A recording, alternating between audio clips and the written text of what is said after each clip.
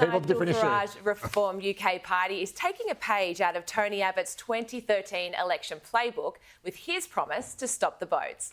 The Reform UK policy borrows key features from Australia, like a rule that those who seek asylum after crossing on unauthorised boats will not be settled in the UK. Nigel Farage has declared he would order the construction of mammoth detention centres and begin mass deportations of those seeking asylum. Speaking to the London Times, Farage said, "I can't be responsible for despotic regimes all over the world, but I can be responsible for the safety of women and girls on our streets." Official figures released on Thursday showed that more than 110,000 people claimed asylum in the UK in the year to June, which included 43,600 who came by boat. Well, Kel, let's start with you. And this certainly is an issue in the UK with 43,000 people arriving by boat. It's an extraordinary amount that's coming across. Now, what do you think about Nigel taking a leaf out of Tony Abbott's book and stopping the boats? Nigel Farage is exactly the right bloke to do it, and Tony Abbott is exactly the right bloke to copy. Tony Abbott got up and said, "I'll stop the boats." And he won the election and he stopped the boats. He stopped thousands of people from dying because the boats were not reliable. And he said, "We now own our borders. This is a nation state and we control our borders." It takes a strong leader to do that. Trump has done it in the United States. He closed the southern border. They're getting almost nil people coming across when they had thousands of people flowing across. It can be done. Abbott demonstrated it. Trump has demonstrated it.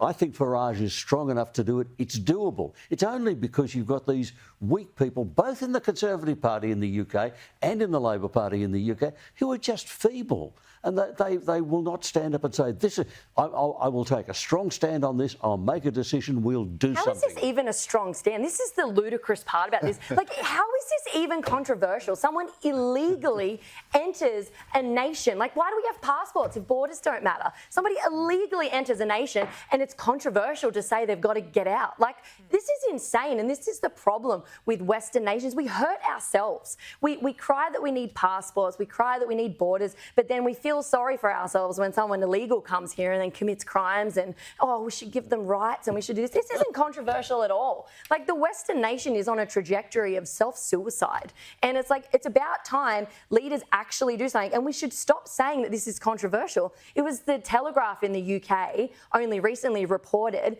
that they think that Britain is on the verge of civil war because there is so much bitterness and there is so much resentment from the native Britons because their own politicians are not protecting them and their people. Everyone's allowed a homeland except for the Britons, except for the UK people, except for the Europeans. It's absolutely insane that we're in here. I mean, Enoch Powell was deemed a racist, a white supremacist, a nationalist for suggesting this, too early. But, everything he said and predicted based on statistics and numbers has come to fruition. That we are, as in the native Britons in our own countries, are, especially in London right now, we are going to be the minority. Well, actually, that's the native Britons were displaced by the Anglo-Saxons.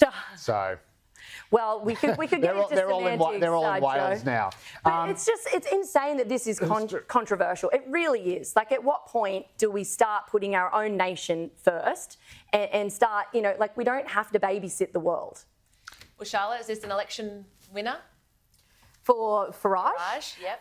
Yeah, I think it is. I don't know if it's an election winner, but it's certainly a big swing for him, I think, as it will continue to be. I mean, interestingly, the Tories did kind of clock onto this in the latter half of their term with Rishi Sunak putting up the Rwanda bill, and that was kind of similar.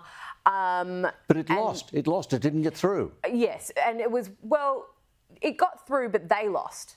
Right? No. The bill didn't pass. The Rwanda bill didn't pass. So, but at least the Conservatives. He was thinking in the right way. You're correct. Yes.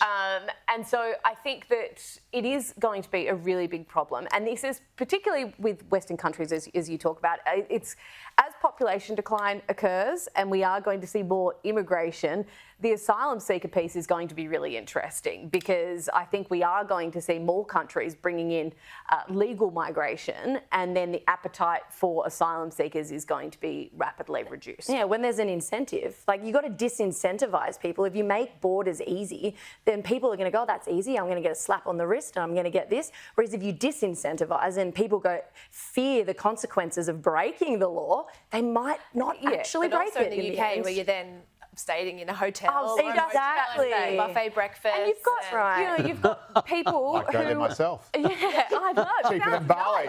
but you've got people at the moment who are struggling to look after their family, to put food on the table, and to be putting up asylum seekers in hotels in these 5-star too. Yeah, often. just You see, that's charity insulting to the people that are working in Exactly. those towns that are doing the right thing. Yeah, it's just a slap in the face to them. Yeah.